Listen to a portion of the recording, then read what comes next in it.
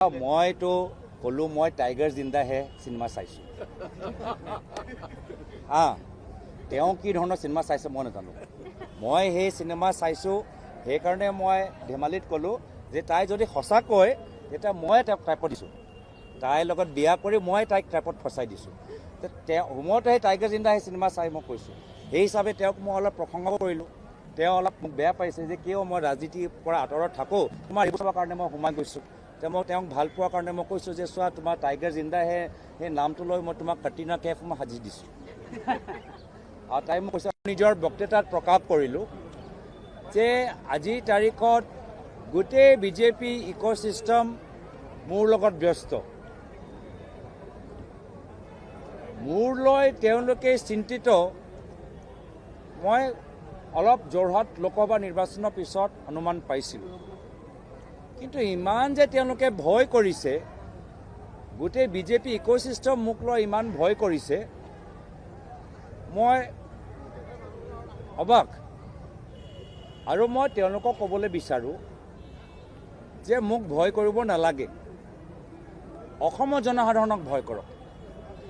অসমৰ জনসাধাৰণ আপোনালোকৰ ব্যৱহাৰ ভাল পোৱা নাই, অসমৰ জনসাধাৰণ আপোনালোকৰ ব্যক্তিত্ব ভাল পোৱা নাই, অসমৰ জনসাধাৰণ আপোনালোকৰ কামখিনি কথাখিনি ভাল পোৱা নাই। অসমৰ জনসাধাৰণক সন্মান কৰক, অসমৰ জনসাধাৰণৰ বিবেক সন্মান কৰক, বিবেক শক্তিটো সন্মান কৰক।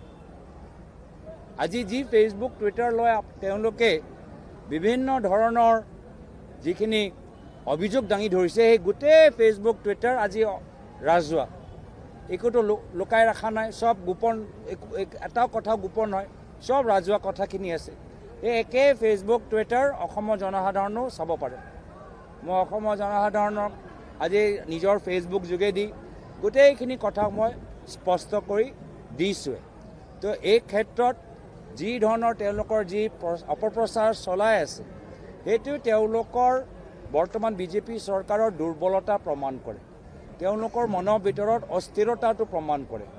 হ'ব পাৰে ক'ৰবাত তেওঁলোকৰ ভিতৰত যে সাংগঠনিক সাল সলনি হৈ আছে, সেয়া লৈ মুখ্যমন্ত্ৰী চিন্তিত।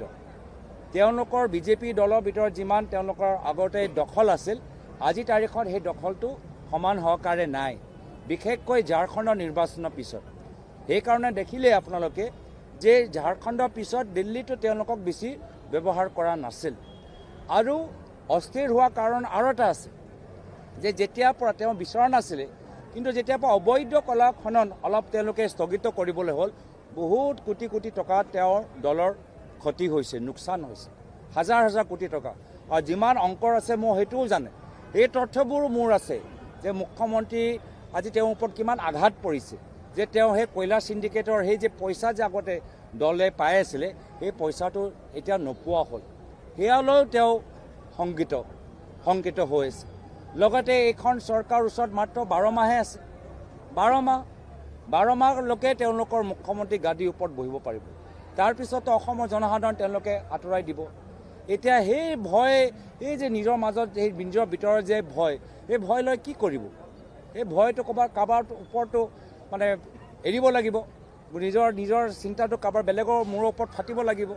তো সেইকাৰণে এতিয়া গোটেই বিজেপি ইক'চিষ্টেম মোক আৰু মোৰ পৰিয়ালক বদনাম কৰিবলৈ চেষ্টা কৰিছে, ভাবিছে যে এই ধৰণৰ অপপ্ৰচাৰ লৈ আমি বহি যাম, পিছুৱাই যাম, দল সলনি কৰিম, কিন্তু এইবোৰ চব নহ'ব। মই প্ৰয়াত তৰুণ গগৈদেৱৰ সন্তান, আমি বিজেপি গোটেই ইক'চিষ্টেম RSSৰ পৰা আমি ভয় নকৰোঁ, আমি সন্মুখৰ পৰা যুঁজি যাম, স্পষ্টবাদী হৈ আমি যুঁজি যাম, আৰু আমি অসমৰ জনসাধাৰণ হৈ আমি মাত মাতি যাম। আমাৰ মাটি কেলেংকাৰী কথাই হওক, খোৱা পানী কথাই কওক, আমাৰ নিবনুৱা সমস্যাৰ কথাই কওক, আমাৰ 6 জনগোষ্ঠী জনজাতিকৰণৰ কথাই হওক, আমি অসমৰ জনসাধাৰণৰ হৈ আমি মাত মাতি যামগৈ। আৰু অসমৰ জনসাধাৰণকো মই ধন্যবাদ, কৃতজ্ঞতা জ্ঞাপন কৰিছোঁ। এই সময়ত আমাক যথেষ্ট সমৰ্থন, আশীৰ্বাদ প্ৰদান কৰিছে। অসমৰ জনসাধাৰণৰ বিবেক শক্তিৰ ওপৰত মোৰ বিশ্বাস আছে। যিদৰে ঝাৰখণ্ডত গৈ মুখ্যমন্ত্ৰীয়ে আপ্ৰাণ চেষ্টা কৰিলেও ঝাৰখণ্ডৰ ৰাইজে তেওঁ অপপ্ৰচাৰৰ ওপৰত বিশ্বাস নকৰিলে একে অৱস্থা অসমৰ ভিতৰত হ'বলৈ গৈছে। তেওঁ আপ্ৰাণ চেষ্টা কৰিলেও অসমৰ জনসাধাৰণ তেওঁৰ কথাখিনি গ্ৰহণ কৰা নাই আৰু তেওঁলোকৰ আশীৰ্বাদ আজি আমাৰ লগত আছে। SIT কৰক কয়লা ওপৰত যে কয়লা যে ইমান যে তেওঁ বন্ধ যে কৰিবলৈ হ'ল তো কাৰ নেতৃত্বত হ'ল? মাইন্স এণ্ড মিনাৰেলছ ডিপাৰ্টমেণ্টৰ ওপৰত কৰিব লাগিছিল। য'ত অবৈধ কয়লা খনন আছে আৰু আজিকালিতো খুব ফোনৰ ৰেকৰ্ডিং আমি শুনি আছোঁ। এই ফোনৰ ৰেকৰ্ডিঙত কোনোবা এজন ঘনিষ্ঠ মন্ত্ৰীৰ নাম ওলাই আছে। তো কয়লাৰ ওপৰত SIT কিয় কৰা নাই? আমিতো অসমৰ ভিতৰত যে কয়লা অবৈধ কয়লা খনন চলি আছে, যাৰ ফলত আমাৰ উমৰাংচত কিমান মানুহৰ মৃত্যু হ'ল, আমি সেয়ালৈ আমি SIT ডিমাণ্ড কৰি আছোঁ। সেয়ালৈতো তেওঁলোকে SIT তেওঁ কৰা নাই কিয়? এইখিনি কথাত কিবা এটা বাস্তৱ কথা ওলাই যাব, সেয়ালৈ তেওঁলোকৰ ভয় নেকি?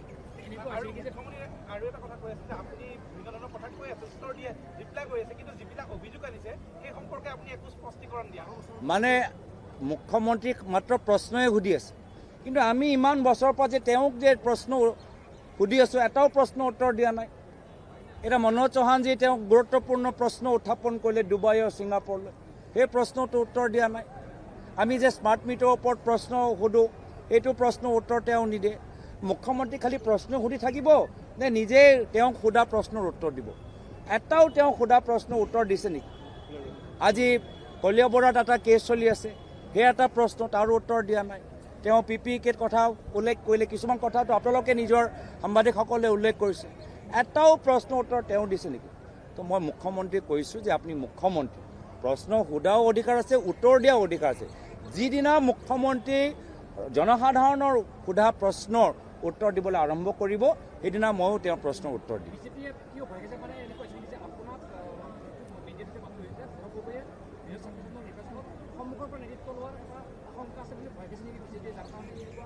মই নাজানো, তেওঁলোকক সোধক। আৰু মই আকৌ কৈছোঁ, আমাক ভয় কৰাতকৈ অসমৰ জনসাধাৰণক ভয় কৰক। নিবনুৱা যুৱকসকলৰ খুব ভয় কৰক। যি মহিলাসকলে 10,000 টকা গছপুলি ৰোৱাৰ কাৰণে পোৱা নাই, তেওঁলোকৰ শুবৰ পৰা ভয় কৰক। যি আমাৰ জল জীৱন মিছনৰ যে মানুহবোৰ যে আছে, যি আমাৰ আশা কৰ্মী আছে, যি আমাৰ চৰকাৰী কৰ্মচাৰী আছে, মোক লৈ চিন্তা কৰাতকৈ তেওঁলোকৰ ভৱিষ্যতৰ কাৰণে চিন্তা কৰাটো উচিত।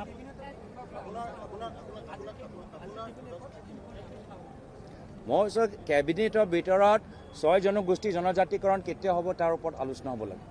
কেবিনেটৰ ভিতৰত আজি যে আমাৰ কাৰ্বি আংলঙত বিঘাই বিঘাই মাটি আজি আমি জংঘলবোৰ হেৰাই পেলাইছোঁ, তাৰ ওপৰত হ'ব লাগে। আজি কেবিনেটৰ ভিতৰত যে আজি আমাৰ বিভিন্ন বাগানৰ ভিতৰত ATC বাগানৰ ভিতৰত তেওঁলোকে 2050 টকা আজি তেওঁলোকে কিয় পোৱা নাই? য'ত তেওঁলোকে আইন বনাই দিছে যে বাগানৰ শ্ৰমিকসকলে 2050 টকা পাব লাগে। আজি আমাৰ চিনাবৰা বাগানৰ মানুহবোৰ কিয় ধৰ্ণা দিবলৈ হৈছে? 250 টকা কেতিয়া তেওঁলোকে দিব, তাৰ ওপৰত আলোচনা হ'ব লাগে। 351 কথাটো মই নকওঁৱেই, 250 টকাটো দিয়ক। 6টা জনগোষ্ঠী জনজাতিকৰণৰ কথা কওক। তো এইখিনি কথা তেওঁলোকে কেবিনেটৰ ভিতৰত পাতিব লাগে। কেবিনেটৰ ভিতৰত তেওঁলোকৰ দলীয় আড্ডা নহয় যে তেওঁলোকৰ নিৰ্বাচনী বিষয়বোৰ অপপ্ৰচাৰবোৰ তেওঁলোকে আলোচনা কৰিব। অসমৰ জনসাধাৰণ তেওঁলোকে সেইকাৰণে ক্ষমতা দিয়া নাই। আৰু সেইকাৰণে মই তেওঁলোকক পুনৰ মনত পেলাই দিছোঁ যে 12 মাহ আছে, 12 মাহত কিবা এটা ভাল কাম কৰক। ইমান প্ৰতিশ্ৰুতি দিলে উন্নয়নৰ ক্ষেত্ৰত শীৰ্ষ ৰাজ্যলৈ লৈ যাব, শীৰ্ষ ৰাজ্যতো লৈ যাব নোৱাৰিলে, নিজে কৰোড়পতি হৈ গ'ল। কিবা এটা ভাল কাম কৰক। ক্ষমতা বেছি দিন নাই, 12 মাহ এনেকৈ গুচি যাব। আৰু তাৰপিছত তেওঁলোকে নিজে ক্ষতি প্ৰকাশ কৰিব যে যোৱা শেষৰ সময়ত কিবা এটা ৰাইজৰ কাৰণে ভাল কাম কৰিব পাৰিলোহেঁতেন, কিন্তু সেই সময়ত মই ক্ষমতা ৰাইজৰ কাৰণে নহয়, সেই সময়ত মই ক্ষমতা নিজৰ নিৰ্বাচনী নিজৰ প্ৰচাৰৰ বাবে মই ব্যৱহাৰ কৰোঁ।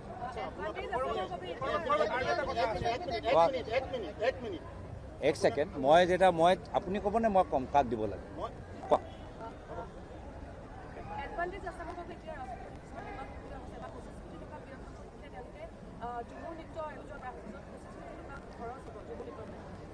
ঝুমুৰ নৃত্য আৰু আমি বৃদ্ধি হোৱাটো ময়ো বিচাৰোঁ, কিন্তু যিসকল ঝুমুৰ কৰিব তেওঁলোকৰ আইসকল যে বাগানত শ্ৰম কৰে, তেওঁলোকেও যদি 250 টকা যদি ATC বাগানত সেইটো পালে মই আৰু ভাল পালোঁ। তেওঁলোকৰ যে সেই ল'ৰা ছোৱালী যে স্কলাৰশ্বিপ, যে আজি বাগানৰ ল'ৰা ছোৱালী যে স্কলাৰশ্বিপ পাব লাগে আৰু স্কলাৰশ্বিপ যদি বৃদ্ধি কৰে, সেই হোৱাটো মই বেছি ভাল পাওঁ। ঝুমুৰটো ঠিকে আছে, কিন্তু জুমুৰ কৰা সেই ঘৰৰ বাবে তেওঁলোকৰ চিন্তা কৰাটো উচিত। আপোনাৰ পত্নীৰ বিৰুদ্ধে ISI লিংক থকা বুলি অভিযোগ আহিছে। তেওঁ 12 বছৰ হ'ল ইণ্ডিয়ান চিটিজেনশ্বিপ লোৱা নাই, তেওঁ অভাৰচিজ ইণ্ডিয়ান চিটিজেনশ্বিপ লৈ আছে। এই সন্দৰ্ভত কিবা ক'ব নেকি আপুনি? চাওক, যদি আপোনালোকে অলপ ইতিহাসলৈ যায়, আপোনালোকে দেখা পাব যে মধ্যপ্ৰদেশত মনোজ য়াদৱ, ধ্ৰুৱ সাক্সেনা, মধ্যপ্ৰদেশত ISI এজেণ্ট ধৰা পৰিলে। সেই ISI এজেণ্ট ক'ত আছিলে? বিজেপি দলত আছিলে, বিজেপি IT চেলত আছিলে। তো এতিয়ালৈকে ISI কংগ্ৰেছৰ ভিতৰত সোমাব পৰা নাই, কিন্তু ISI বিজেপিৰ ভিতৰত সোমাই গৈছে। তাৰ ওপৰত কিবা SIT হ'ল, কুছ কেছ হোৱা উছমে? কুছ হোৱা? ডিষ্ট্ৰিক্ট IT চেলৰ সেই ডিষ্ট্ৰিক্ট, মোৰতো অভিযোগ সেই তাকতো ধৰিলে, মোৰতো অভিযোগ কোনো ভিত্তিহীন অভিযোগ, তাকতো এণ্টি টেৰৰিজম স্কোৱাড তাক ধৰিছে, এৰেষ্ট হ'ল, আৰু তাৰপিছত একো নাই। এতিয়া ISI কোনে স্বাগতম জনাইছিলে? আজিৰ পৰা 10 বছৰ আগৰ কথাবোৰ পাতি আছে তো মুখ্যমন্ত্ৰীয়ে, 10 বছৰ 12 বছৰ 13 বছৰ আজি খুব ফেচবুক চাইছে। 2016 চনত ISI পঠানকোটলৈ কোনে মাতিছিলে? বিজেপি চৰকাৰে। পঠানকোটলৈ ISI সোমাবলৈ অনুমতি কোনে দিলে? 2016 চনত দেই। মোৰ যে পাকিস্তানে দেখাই আছে 15 চনত এই ফটোবোৰ দেখাই আছে, 16 চনত ISI সোমাবলৈ অনুমতি কোনে দিলে? মোদী চৰকাৰে। প্ৰধানমন্ত্ৰী বিৰিয়ানী খাবলৈ কেতিয়া গ'ল? প্ৰধানমন্ত্ৰী বিৰিয়ানী খাবলৈ গৈছে 15 চনত। তো তেওঁ বিৰিয়ানী খাবলৈ গ'ল, তেতিয়াতো আপত্তি নাই। তো সেইকাৰণে চাওক, প্ৰশ্ন উত্তৰ এইবোৰ চব তৰ্কাতৰ্কি হৈ থাকিব। এই ক্ষেত্ৰত অসমৰ জনসাধাৰণে ৰাজনীতিবিদসকলৰ পৰা বহুত আশা কৰে, আৰু আমি এই ধৰণৰ লেতেৰা ৰাজনীতি কৰাতকৈ, ভিত্তিহীন ৰাজনীতি কৰাতকৈ অসমৰ জনসাধাৰণক এটা নতুন অৰ্থনীতি, এটা নতুন সামাজিক নীতি, এটা নতুন শিক্ষা নীতি, এটা নতুন স্বাস্থ্য নীতি আমি কেনেদৰে দিব পাৰোঁ, সেয়া লৈ হৈছে আমাৰ মূল উদ্দেশ্য। আৰু চাওঁ, মুখ্যমন্ত্ৰী কথাই নাজানে, সাংসদসকলৰ কি নিয়ম নাজানে। এতিয়া আমিতো ভাল এটা বিদেশ নীতি এটা ফৰাম অৰ্গেনাইজ কৰিছোঁ, তাত কিমান মানুহবোৰ আলোচনা কৰিছে, কিছুমান প্ৰমিনেণ্ট মানুহৰ মই দেখাইছোঁ, কিছুমান প্ৰমিনেণ্ট মানুহ দেখাইছোঁ। কাইলৈ আৰু এটা মই কথা ক'ম, য'ত বিজেপি দলৰ ডাঙৰ ডাঙৰ নেতাসকলে মোৰ ফৰমত আহি কেনেদৰে ভাগ লৈছে সেইও প্ৰমাণ মই দিম। আৰু গোটেইখিনি কাম, এই যে কামবোৰ হৈ আছে যোৱা 10 বছৰৰ পৰা চলি আছে, 10 বছৰ ভিতৰত কাৰ চৰকাৰ আছে? কাৰ চৰকাৰ? নিয়মবোৰ নাজানে, আধা জ্ঞান লৈ কথাখিনি পাতি আছে, পাতি থাকক, মোৰ আপত্তি নাই। যদি তেওঁৰ এই 12 মাহ এই ধৰণৰ অপপ্ৰচাৰ, তেওঁলোকে নিজৰ মূল্যৱান সময়টো, অসমৰ জনসাধাৰণৰ তেখেতক দিয়া মূল্যৱান সময়টো এই ধৰণৰ অপপ্ৰচাৰত তেওঁলোকে ব্যস্ত হ'বলৈ বিচাৰে, মোৰ ফালৰ পৰা কৃতজ্ঞতা থাকিল। আমি ৰাইজৰ মাজত সোমাই, আমি ৰাইজৰ মাজত অসমৰ পৰা ইমূৰলৈ আমি যাত্ৰা কৰি ৰাইজৰ হৈ আমি মাত মাতি থাকিম, ৰাইজৰ সমস্যাবোৰ আমি উত্থাপন কৰি যাম। লাষ্ট হয় হয়। শেহতীয়াকৈ মুখ্যমন্ত্ৰীগৰাকীয়ে কৈছে যে আপুনি ক'ৰবাত গুচি গ'ল নেকি, তেনেধৰণৰ দিছে, মানে আপোনাৰ আৰু আপোনাৰ পত্নী এলিজাবেথৰ মাজতে এটা ডিভিজনৰ ক'ৰবাত হেৰি কৰিছে নেকি, ট্ৰাই কৰিছে? ব্লেকমেইল কৰা হোৱা বুলি আপুনি ট্ৰেপত পৰি গৈছে, ফচি গৈছে।